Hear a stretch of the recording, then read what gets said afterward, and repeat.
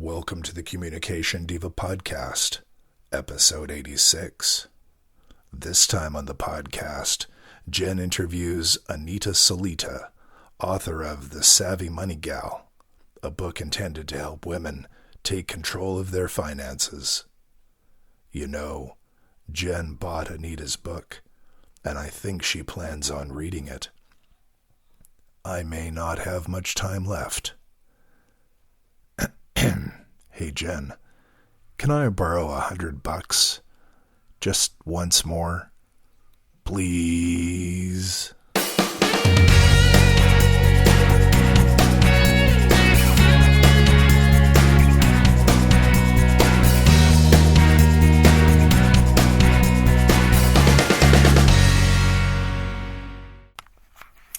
Hi, this is Jen, and you're listening to the Communication Diva Podcast. And today I have Anita Saulite, who is the author of The Savvy Money Gal, and she is going to be talking to us about money, all things money, from couples to families to how to get yourself back on track if you've gotten off track, and much more. We were in a rather loud coffee shop, and so hopefully you're able to hear this well, but I think the information that Anita shared is very, very valuable, and I hope that you will agree. So I'm going to turn you right over to this interview, and here we go with Anita. Hey everyone, this is Jen, and I'm here in sunny New Westminster at the Quay, and you'll hear sounds in the background of people walking around and shopping and eating, and it's a very happy place. And I'm delighted today to bring to you Anita Saulite, who is the author of The Savvy Money Gal, a book particularly for women, but probably good for anybody, about personal finances. So welcome, Anita. Thank you, Jen. I'm happy to be here. It's terrific. I met Anita not that long ago at a book signing event at a bookstore, and she gave a talk about what she is passionate about. It came very much through her person as she was standing there talking about the book that she had written, and I was very intrigued. So I am excited to be able to interview her here. So Anita, how did you come to being passionate about money? How did this come about in your life? This came about at a very young age when I learned that money can be a very powerful resource or tool in our lives. And at a very young age, I also learned the importance of standing in my own strength and becoming financially empowered and independent. So I forged a career in personal finance, and most recently wrote the book The Savvy Money Gal to help empower other women around their personal finances and to help them perhaps navigate through a life transition that might be holding them back, and teaching them how to overcome that and to stand in their own strength and become financially empowered. And so you coach people as well, and you have you do many things, I think. I do many things, yes. I do individual one-on-one coaching with women where I help them to reach their personal and financial goals. I also work with large corporates and help them with various strategic programs and projects, some of them related to women in finance. That sounds like you're very busy with all of this, and this is an excellent topic because I think there is a lot of fear around finances. I know that, it's the last thing I'm interested in doing is figuring out what I've spent this month and all of the rest of it. But I get the sense from, looking at this book, and I haven't read it thoroughly yet, but I've flipped through it quite a bit and bought a copy for my adult daughter. And I get the sense that this is much more than how to do a budget. Absolutely. My book offers 6 strategies to help women become more empowered around their finances. Although budgeting is an important aspect of my program, and it is probably one of the most important money management tools that we can have, there's far more detailed and richer content in my book, including quizzes and exercises around setting personal goals and perhaps overcoming some previous money mistakes or bad money habits that might be holding a woman back in her life from achieving greater financial empowerment, because sometimes our past has a way of creeping up on us. And the best thing I suggest for most of my clients is really to learn to leave the past behind and start fresh, and anyone can do it at any time in their life. That's good to know, because I'm sure there are many of us who regret some of the financial decisions that we have made and some of the situations we've gotten ourselves into, particularly in this current economy. Now, what about financial literacy? Can you talk about that for a minute? Absolutely. I think that's one of the biggest challenges that we have today is financial literacy, and the notion that each and every one of us have a different understanding or different level of knowledge around our personal finances, money management strategies, which often makes it, Jen, very difficult for us to talk about money because there are varying levels of financial literacy, and no one wants to find themselves in a situation where they're ill-informed about their money. But many of us are. Many of us don't have a good handle on how we spend our money. Many of us don't have a solid understanding of investment terms. Even basic financial literacy, such as how the time value of money works or how compounding interest works. These are basic concepts that each and every one of us really need to know. But for most of us, they're very uninteresting, and so often we don't spend a lot of time paying attention to them. We'd rather spend our time researching interesting things in our lives, like where we want to travel next, or perhaps a major purchase we want to make for our families. But financial literacy is really the foundation for which all of us will start our journey on a road to financial empowerment and financial success. And why do you think they don't teach this in high schools, in secondary schools? Well, that's a super question. A lot of provinces are looking to change the various legislation and bring education into the high school system.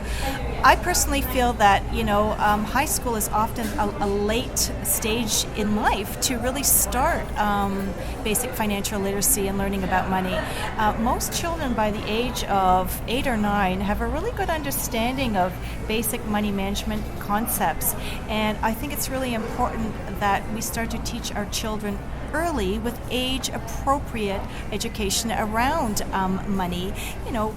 What is saving, what is investing, how do we plan for the future while meeting the needs of today. And I think that there is a lack right now in the market, in the education system, around teaching children financial literacy, but that's gradually changing. And one of the things I try to do in my book is empower mothers around their personal finance, because we are our children's best teacher. And if we are knowledgeable, informed, and empowered around our money, we will teach those same values and principles to our children. So my book really targets women and families, because to me that's the best way to reach children is at home. The education system can augment that, but the best learning happens at home. We have a system with the youngest 2 children where they have 3 pots of money, and one of them is savings, one is spending, and one is giving away, so charitable donation kind of thing. And I think they get it. I think they understand it now, and they're getting older, and they get bigger amounts of money for birthdays and things like that. But it is definitely something that needs to be taught, I think. I absolutely agree with you. Basic financial literacy needs to be taught to the parents as well as the children. I think an important thing for moms and families to consider is that our kids are like sponges. They watch us, they absorb everything we do. We are role models. So it's really important for us to be exemplars in how we manage our money and how we engage in personal finance. And I think the notion of leading by example is something that I live by, that I also live by using everyday moments as teachable moments for my son around money and personal finance. We have a process where we, set out, our budget for the family, as well as we go through an exercise of making a grocery list together. We check various prices while we're at the grocery store. We look at our bill at the end of grocery shopping to see see how much we spend. I've also got into an exercise with my 10-year-old son where we created model investment portfolios for him, where we have gone through the newspaper and gone through the various different asset classes of investment, and we've created our own portfolio, and we monitor that on a monthly basis to see how our stocks are doing, whether we've seen an increase or a decrease, and we have a lot of fun doing this. And doing this, I'm also teaching my son the power of investing, the time value of money, but in a way that has him fully engaged and interested in it. That's wonderful. I remember one of my favorite school projects that my son had in a math class was the redesigning and redecorating of his bedroom. And his teacher gave them the project where they had to go and measure the whole area, to replace the flooring and to figure out the surface area for painting. But the math part, aside from all of those things, was also to figure out the money. How much would this cost? And they had to go and figure out how much all of this would end up costing. And I thought this was brilliant, because if we ever did want to redo his room, all the work was done. But he also learned a fair bit about that.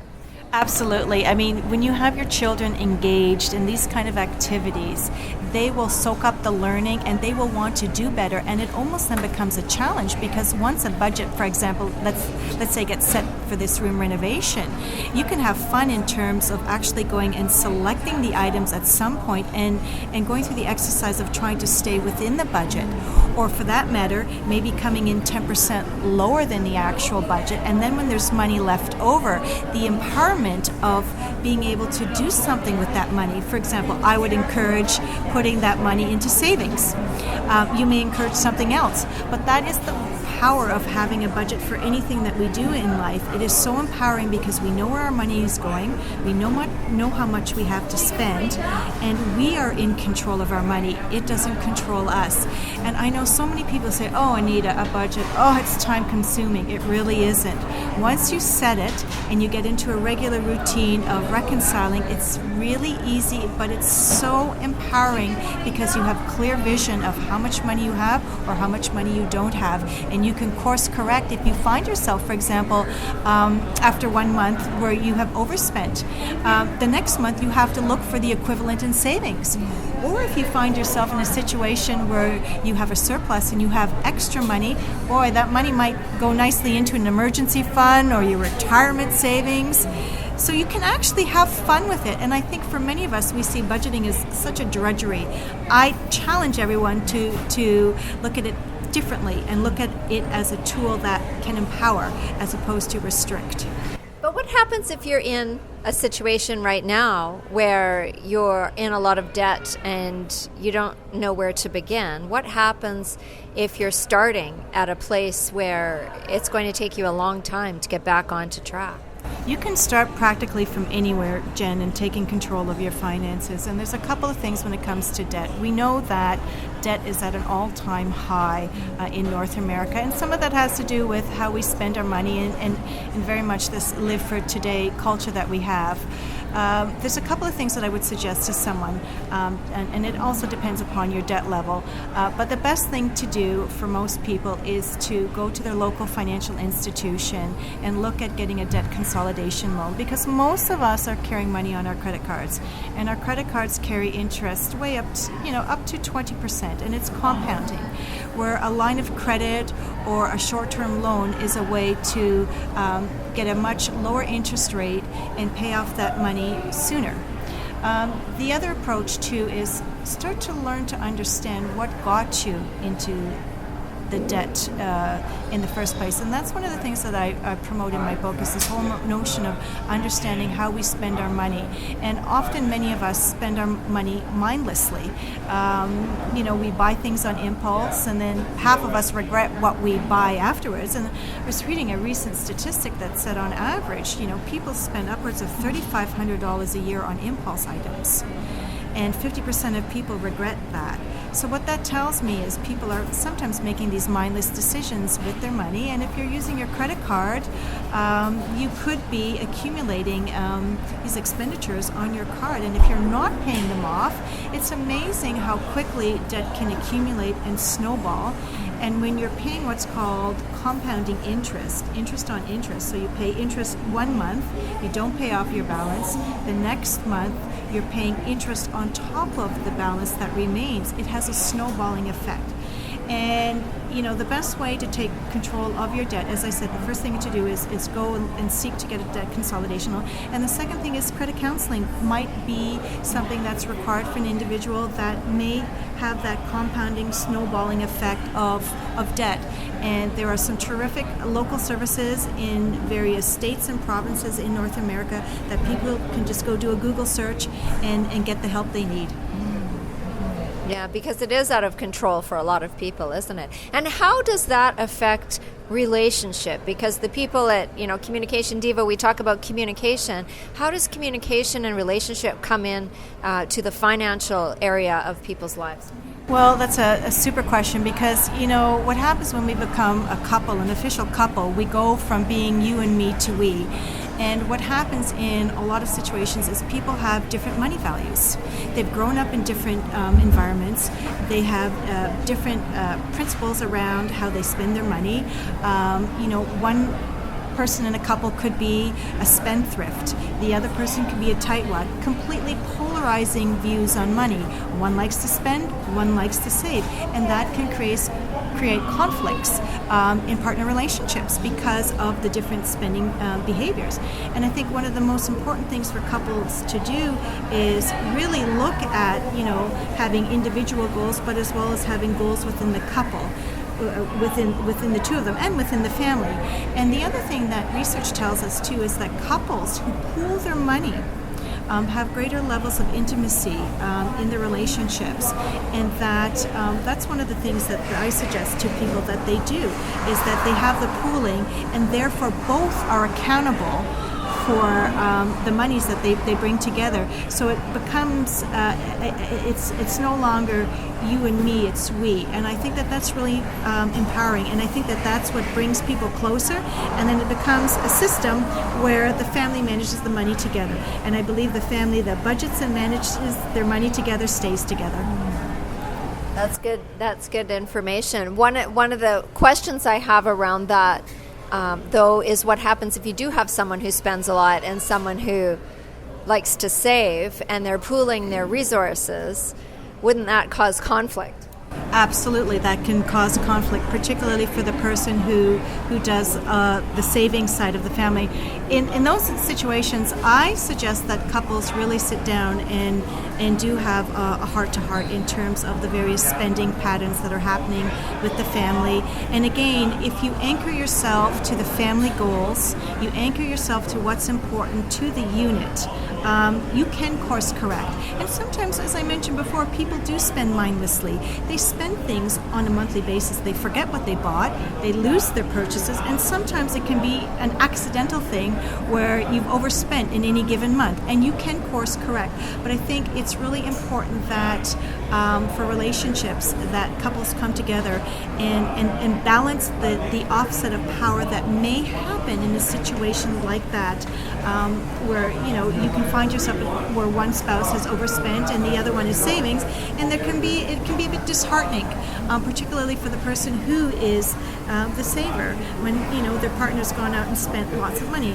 The first thing to do in a situation like that is return the item that you purchased. If you don't need it and it doesn't enhance the family or further the family goals, return it. And if that's not possible, there's always a way to sell on eBay or some secondary source to generate more cash flow and get back to that level of equilibrium in the partner relationship.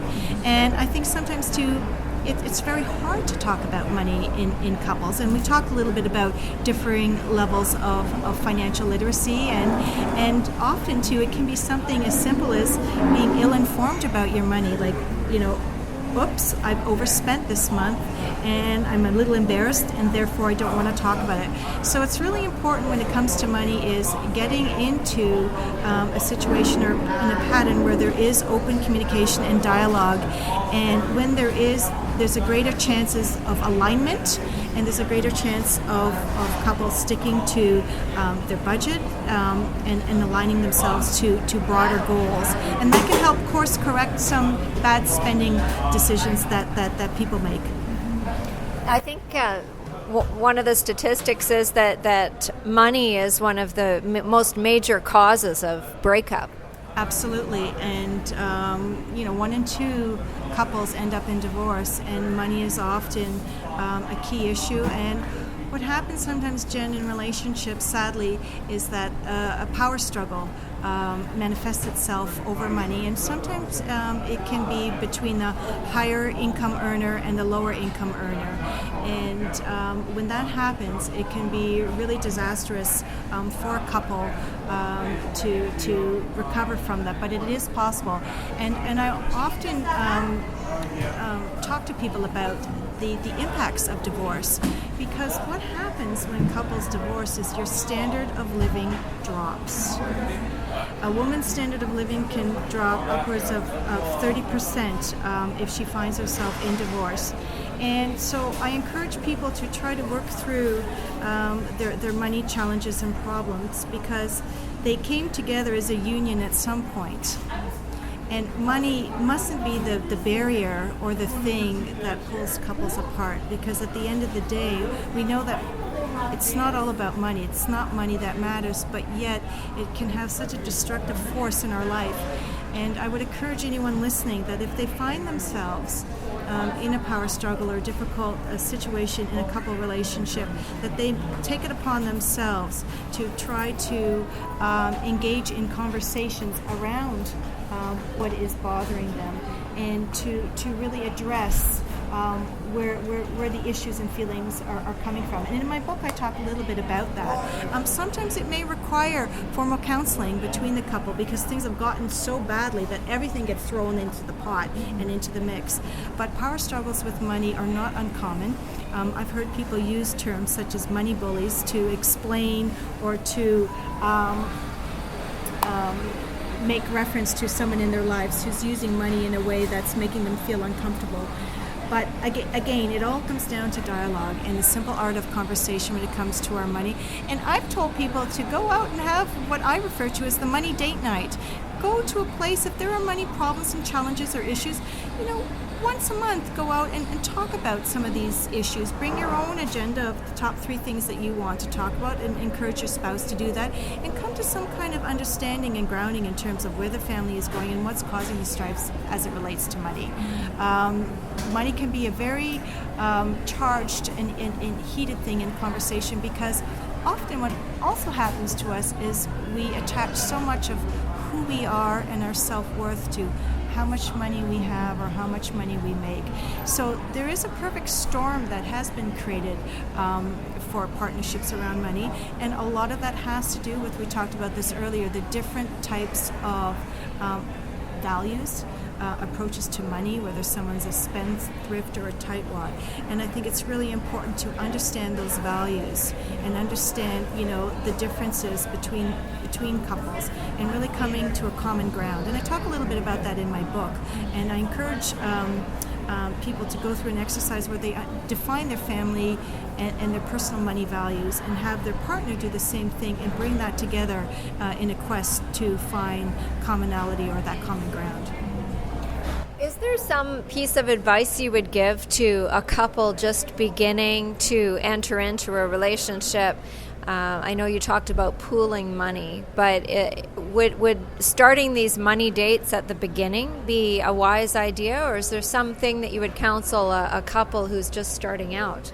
That's a terrific question. I would counsel anyone who is starting out or in a long-term relationships to have these conversations about money, and to really understand their partner's money values, and to have those conversations well in advance of major purchases, well in advance of buying a home, and well in advance of planning a wedding. I think it's really important to make sure that you share in the same values, because once you share in the same values, Jen, my experience has been that is the ticket to success in life, a couple success, that you are on the same page and you have the same values. So it's really important that, to your point, couples engage in money date nights and actually start to have conversations about money early on in a relationship, particularly if it's a relationship that has the potential to grow into something longer term.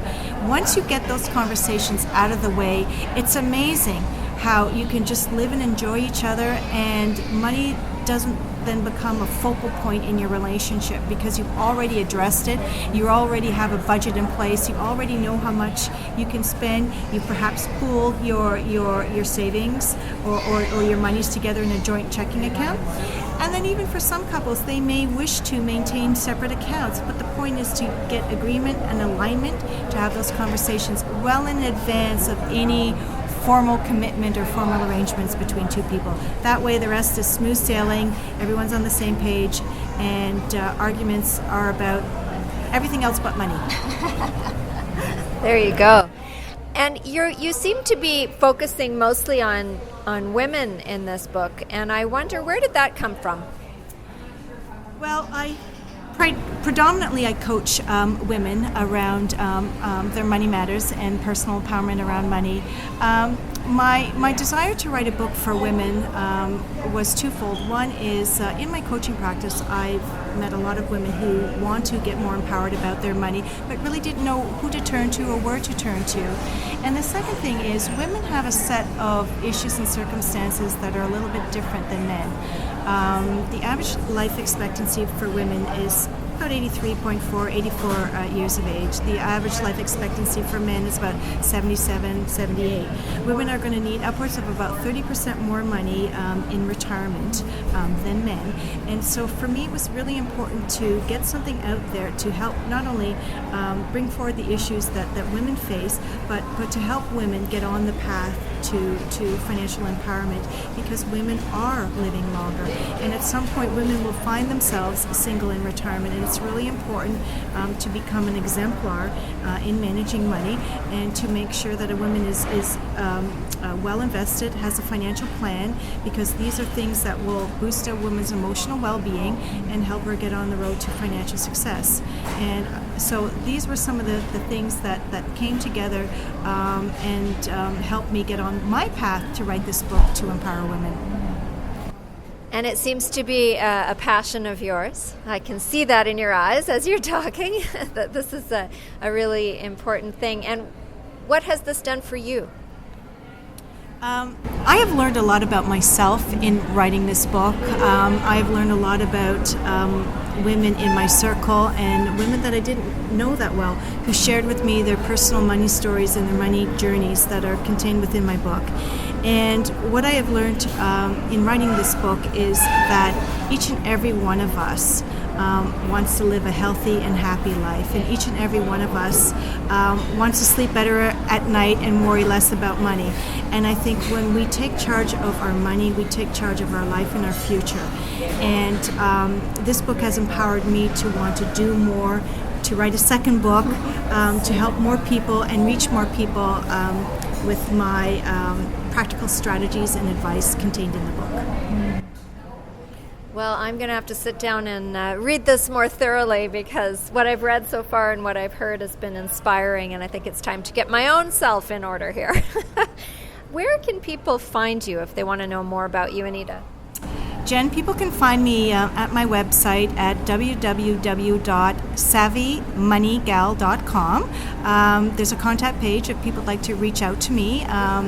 Feel free to do so. You can get a copy of my book through Amazon, amazon.ca, amazon.com, and it's available nationally in Canada at all Chapters stores across the country. I think it's roughly 254 stores, and hopefully Barnes & Noble within the next 3 to 4 months in the United States. Do you have one last thing you'd like to leave with the listener today? Absolutely. The one thing I'd like to leave with the listener is that you can restart at any time to get on the road to financial success and to increase your financial empowerment. You can start at any time. You just need to believe in yourself and take charge of your personal finances. It's that simple. All right. Well, thank you, Anita. I really appreciate you taking the time out of your day to come and talk to the listeners at Communication Diva. My pleasure. Thank you so much. All the best. So I got a lot out of that, and I hope you did too. I've been looking through Anita's book, and she's got a lot of worksheets and questions that are really good. It is far more than just a book about how to do a budget. So I do encourage you to check that out. The picture of the book is on our website on the show notes at communicationdiva.com. I also would love to ask you to do a couple of things for me. I would really appreciate that if you would take a couple of minutes to come over to the website and check out the products page. I have a Stitcher Radio app there, and you can find us on Stitcher Radio and download the app. It's absolutely free. You can enter the promo code and possibly win a gift certificate. And this is how you can customize your listening experience of podcasts by making up your own radio station, basically, of all the podcasts that you love to listen to. If you are interested at all in hosting your own podcast, on the products page of the Communication Diva website, there is a link to Libsyn. Libsyn is a company that will host your podcast. They are fantastic. I have been using Libsyn since I began, and if you are at all interested, there is a link there, and you can get up to a couple of months free of hosting if you decide to go into this. If you do, my friend Cliff Ravenscraft has a fantastic course for you called Podcasting A to Z. That is also there on the page. You can click on it and you can get a $500 discount off the cost of a fantastic and comprehensive course on how to podcast. And the last thing I'd love to ask you to do is to go over to iTunes and find the Communication Diva podcast and leave me a rating and a review. The more ratings and reviews that we get, the more people will find Communication Diva, which will help to further my mission of helping the world to be a more gentle place by helping people learn better and deeper communication skills, thereby reducing conflict and having much more wonderful relationships.